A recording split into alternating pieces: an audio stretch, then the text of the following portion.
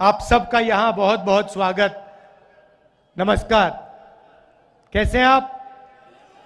सुनाई नहीं दिया मुझे? मैंने कहा प्रेस के मित्रों, मगर यूं मित्रों का काम तो करते नहीं है। ये बेचारे वीडियो कैमरा के पीछे हैं, बट शायद इनके कंपनियों में इनकी बात नहीं चलती, क्योंकि इनके सीनियर जो लोग हैं वो पूरा का पूरा बीजेपी का प्रधानमंत्री का काम करते हैं। 1 साल पहले हमने भारत जोड़ो यात्रा शुरू की। कन्याकुमारी से लेकर कश्मीर चले, समुद्र से हिमालय तक चले और लाखों लोग हमारे साथ चले। हर प्रदेश के लोग आए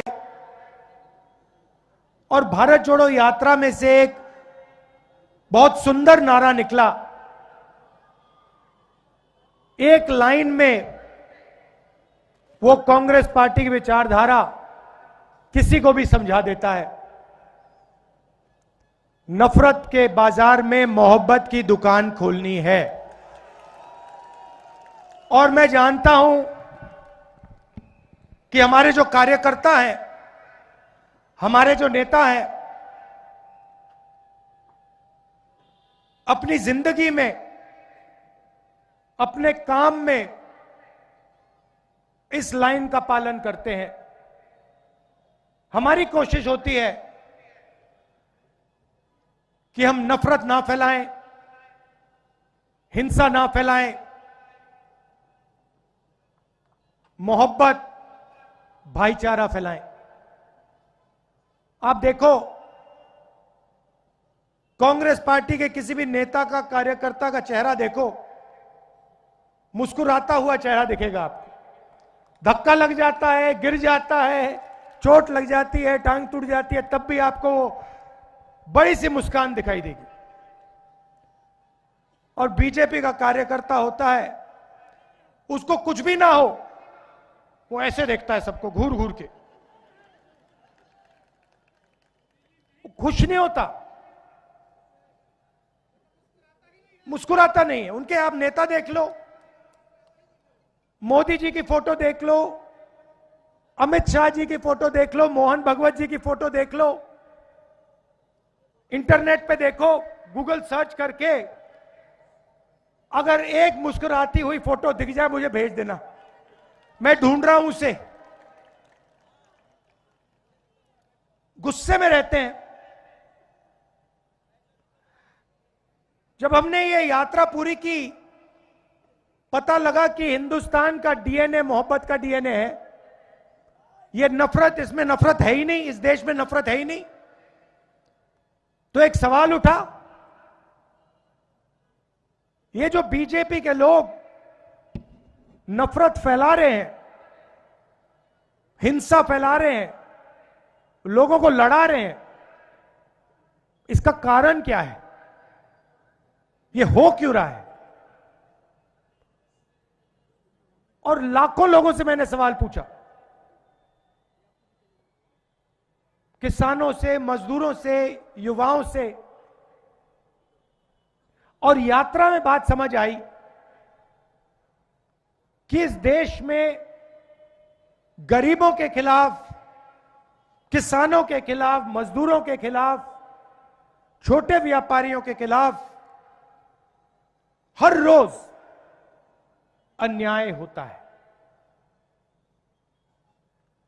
और जिस समाज में अन्याय होता है, उस समाज में नफरत होगी, हिंसा होगी। बहुत सारे लोगों ने हमें कहा कि देखिए, साउथ से नॉर्थ आप चले, मगर बहुत सारे ऐसे प्रदेश हैं जहां आप गए नहीं। आप छत्तीसगढ़ नहीं आए, बंगाल नहीं गए, मणिपुर नहीं गए, वहां पे हिंसा हो रही है, बीजेपी ने प्रदेश को बांट दिया है, जला दिया, आप वहां तो आए नहीं। तो आपने कन्याकुमारी से कश्मीर मोहब्बत की दुकानें खोली, मगर मणिपुर से महाराष्ट्र अभी बचा हुआ है। छत्तीसगढ़ के लोग आए, पिछली यात्रा में आपने कहा मुझे कि भैया छत्तीसगढ़ में भी यात्रा कीजिए, तो हमने दूसरी भारत जोड़ो यात्रा शुरू की, मणिपुर से शुरू की, क्योंकि मणिपुर को बीजेपी ने जला दिया, सिविल वॉर चल रही है वहां पे। आप में से कोई चाहे मणिपुर जाना चाहे, देखना चाहे, नहीं जा सकता, आग लगी हुई है, आज तक प्रधानमंत्री नहीं गए। तो मणिपुर से यात्रा शुरू हुई, नॉर्थ ईस्ट में से निकली, बंगाल गई, उड़ीसा, झारखंड, बिहार, अब छत्तीसगढ़।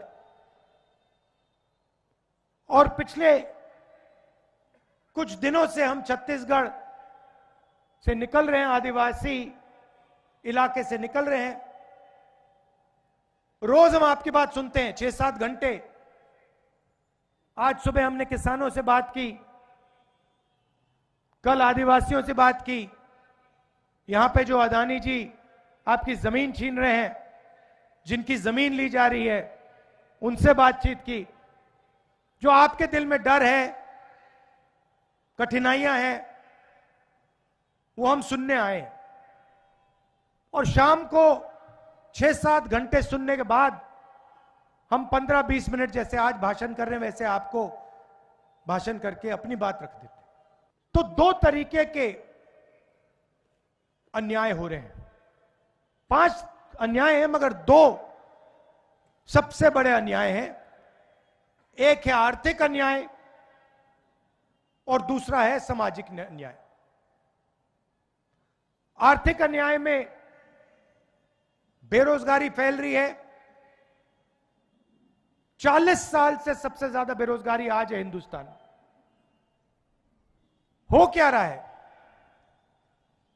कि बड़े अरबपति चाइना का माल हिंदुस्तान में बेच रहे हैं। आप देखिए, शर्ट के पीछे देखिए, पैंट के नीचे देखिए, मोबाइल फोन के पीछे देखिए, मेड इन चाइना आपको दिखेगा। मेड इन चाइना जब फोन बनता है, उसमें से हिंदुस्तान के युवा को रोजगार मिलता है क्या? नहीं मिलता।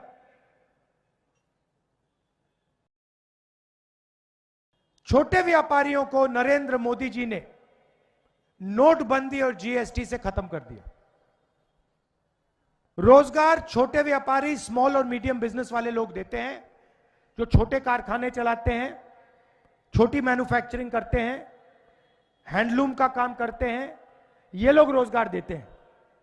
इन सब को नरेंद्र मोदी जी ने साफ कर दिया। 2 हथियार का प्रयोग किया, जीएसटी और नोटबंदी। और आप किसी से पूछ लीजिए, अंबानी अदानी को छोड़िए और किसी से पूछिए, आपको बताएंगे कि भैया नोटबंदी ने, जीएसटी ने हमें बर्बाद कर दिया। महंगाई तो बढ़ती जा रही है, वो आप सबको दिख रहा है। किसानों को जो मिलना चाहिए वो नहीं मिल रहा है।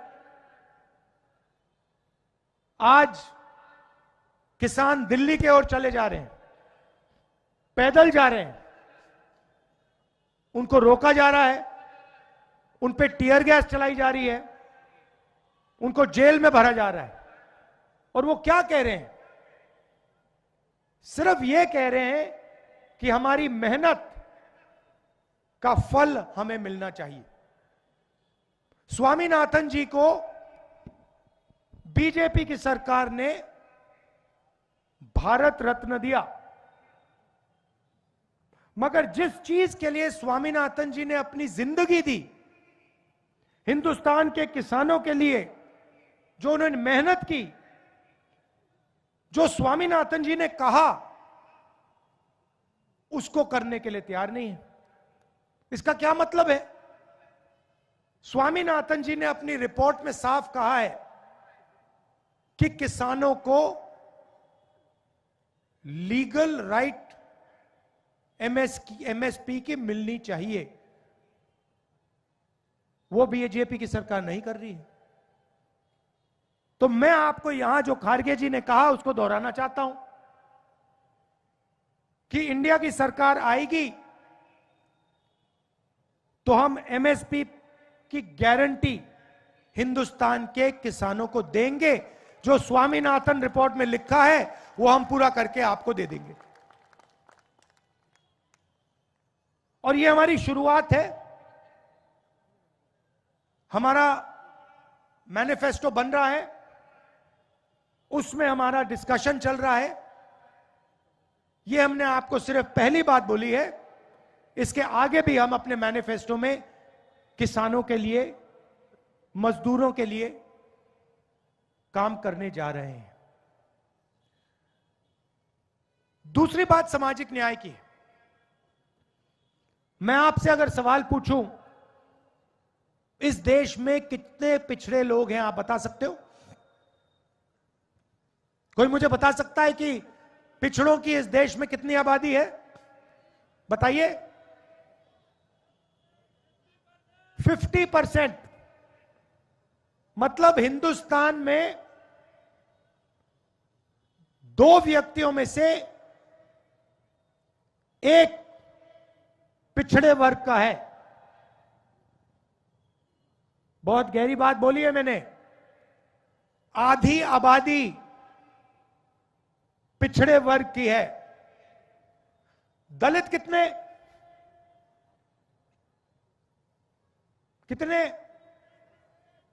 15%। आदिवासी कितने? 8%। 50 में 15 कितना? 65। उसमें 8 जोड़ो तो कितना? 73। 73% दलित, आदिवासी और पिछड़े वर्ग के लोग हैं। मतलब तकरीबन अगर आपने 4 लोगों को खड़ा किया, उसमें से 3 लोग दलित, आदिवासी या पिछड़े वर्ग के लोग हैं। अब मैं आपसे पूछना चाहता हूं, हिंदुस्तान की सबसे बड़ी 200 कंपनियों के मालिक में से दलित, आदिवासी, पिछड़े लोग के कितने? मतलब 73% की आबादी में से हिंदुस्तान की सबसे 200 बड़ी कंपनियों में कितने मालिक? 0। चलो छोड़ो, मालिक नहीं बनना चाहते तो कहो सीनियर मैनेजमेंट में दलित, आदिवासी, पिछड़े लोग कितने? 0। मतलब कॉर्पोरेट इंडिया सबसे बड़ी कंपनियों में ना दलितों की, ना आदिवासियों की, ना पिछड़ों की भागीदारी। बात समझ आई? आपका कोई है ही नहीं उसमें। एक आदमी नहीं है आपका। चलिए छोड़िए, मुझे बताइए मीडिया में कितने लोग हैं? सबसे बड़ी 50 मीडिया की कंपनी लीजिए, उनके मालिक की लिस्ट निकालिए और मुझे बताइए आदिवासी कितने, दलित कितने, पिछड़े कितने? बताओ। 0। एक भी नहीं। अब उनके बड़े बड़े पत्रकारों की लिस्ट निकालिए, उनकी मैनेजमेंट टीम की लिस्ट निकालिए, उसमें दलित, आदिवासी, पिछड़े कितने? 0। हाई कोर्ट्स के जजेस की लिस्ट निकालिए, उसमें दलित, आदिवासी कितने? बताओ।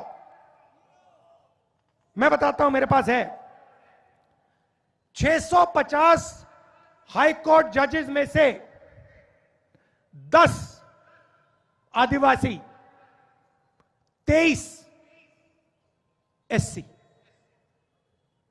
मतलब 33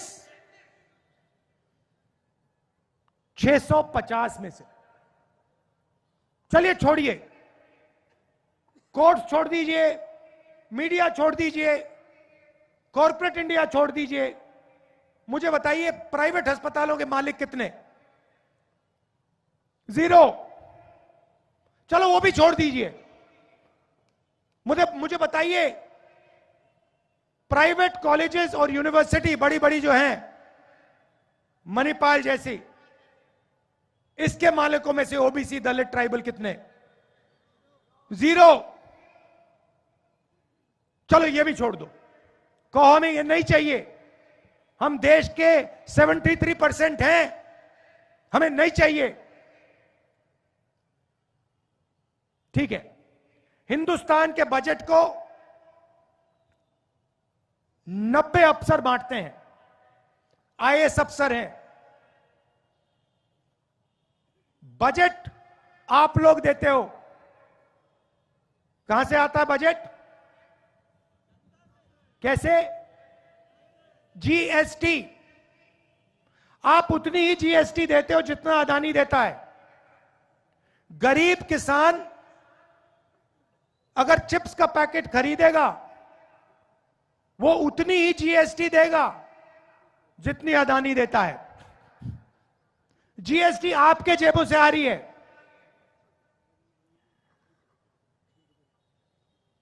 वो जीएसटी सरकार खर्च करती है, वो पैसा आपके बजट में जाता है। 90 अफसर निर्णय लेते हैं बजट का क्या होगा, छत्तीसगढ़ में कितना पैसा आएगा, स्वास्थ्य में कितना जाएगा, शिक्षा में कितना जाएगा, सैनिकों को कितना मिलेगा, अग्निवीर योजना में कितना जाएगा, ये सब ये 90 अफसर चुनते हैं, डिसाइड करते हैं। अच्छा बता दो, इन 90 अफसरों में से ओबीसी कितने? कितने? 3। दलित कितने? 3। आदिवासी कितने? 1। 90 में से 73% आबादी की हिस्सेदारी 7 अफसर। अब उसको छोड़िए, अगर हिंदुस्तान की सरकार बजट में 100 रुपए खर्च करती है, तो ओबीसी, दलित और आदिवासी अफसर कितने रुपए का निर्णय लेते हैं? बताइए। 100 में से 73% के अफसर कितने रुपए का निर्णय लेते हैं? बताइए। 5% ओबीसी, मतलब 100 में से 5 रुपया पिछड़ा वर्ग, 1 रुपया दलित वर्ग और 10 पैसे आदिवासी वर्ग। मतलब आपकी भागीदारी 100 रुपए में से 6 रुपए 10 पैसे की है। बात समझिए, 73% आबादी आपकी, कॉर्पोरेट इंडिया में आपका एक आदमी नहीं, जुडिशरी में आपका नहीं, मीडिया में आपका नहीं, प्राइवेट अस्पतालों में आपका नहीं, प्राइवेट कॉलेज यूनिवर्सिटी में आपका नहीं। आपकी जगह पता कहां है? आपके लोग पता है कहां भरे हुए हैं? मनरेगा की लिस्ट निकालो, मनरेगा की लिस्ट निकालो, कॉन्ट्रैक्ट लेबर की लिस्ट निकालो। जो लोग इस देश को बना रहे हैं, खून पसीना दे रहे हैं, वो लिस्ट निकालो। मनरेगा की लिस्ट में आपके लोग भरे हुए हैं, कॉन्ट्रैक्ट लेबर की लिस्ट में आपके लोग भरे हुए हैं।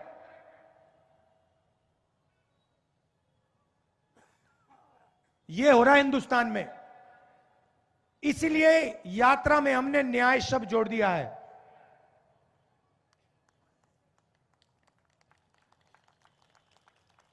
अब देखिए, एक और सवाल है।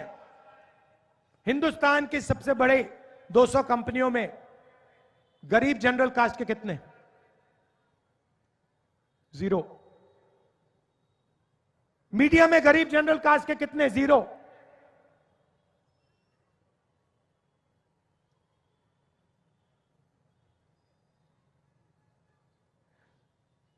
तो हिंदुस्तान में हो क्या रहा है? 1% लोगों के पास पूरा का पूरा सिस्टम है।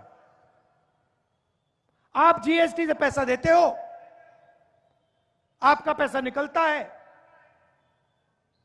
सीधा उन्हीं 1% के हाथ में जाता है। उसमें अदानी जी हैं, 10-15 बड़े बड़े अफसर हैं, वो 90 अफसर हैं। आपका पैसा उधर जा रहा है और आपको उस पैसे का कोई फायदा नहीं मिल रहा है। इसीलिए हमने ये यात्रा शुरू की है। तो सामाजिक न्याय के लिए एक क्रांतिकारी कदम है। क्रांतिकारी कदम आजादी जैसा, सफेद क्रांति जैसा, हरी क्रांति जैसा, बैंक नेशनलाइजेशन जैसा, कंप्यूटर रेवोल्यूशन जैसा एक क्रांतिकारी कदम है। कभी आपके चोट लगती है, हाथ टूटता है, पैर टूटता है, आप अस्पताल जाते हो, डॉक्टर पहली चीज क्या कहता है? भैया एक्सरे कराओ, पहले यह पता लगाओ कि हाथ टूटा है या नहीं। सही? आप सिर हिला रही हैं, हुआ आपके साथ? तो यही हम करना चाह रहे हैं। देश का आर्थिक और सामाजिक एक्सरे, उसको हम जाति जनगणना कहते हैं। जाति जनगणना से दूध का दूध, पानी का पानी हो जाएगा। देश के हर नागरिक को पता लग जाएगा कि ये 1% लोग कौन हैं, हिंदुस्तान का धन किसके हाथ में है, पिछड़ों को क्या मिला, आदिवासियों को क्या मिला, दलितों को क्या मिला, गरीब जनरल कास्ट के लोगों को क्या मिला, माइनॉरिटीज को क्या मिला, बिल्कुल सामने आ जाएगा। कितनी आबादी किसकी है और कितना धन किसके पास है, बिल्कुल साफ आपके सामने आ जाएगा। उसके बाद क्रांतिकारी काम शुरू होगा। तो यह भी हमने अपने मैनिफेस्टो में लिखा है कि कांग्रेस पार्टी ने क्रांतिकारी काम किए हैं। आजादी की लड़ाई लड़े, सफेद क्रांति, हरी क्रांति, कंप्यूटर लिबरलाइजेशन, बैंक नेशनलाइजेशन, वैसा ही हम अब क्रांतिकारी काम करने जा रहे हैं। हिंदुस्तान का पहली बार हम एक्सरे करने जा रहे हैं। अब जैसे ही हमने हिंदुस्तान की एक्सरे की बात करी, नरेंद्र मोदी जी कहते हैं, भाइयों और बहनों, देश में जात तो है ही नहीं, सिर्फ 2 जात हैं, एक अमीर और एक गरीब। अरे अगर 2 ही जात हैं तो आप अपने आप को ओबीसी कैसे कहते हो? आप ओबीसी कैसे बन गए अगर 2 ही जात हैं? जब ओबीसी की मदद करने की बात आई, जब जाति जनगणना की बात आई, नरेंद्र मोदी कहते हैं मैं तो ओबीसी हूं ही नहीं।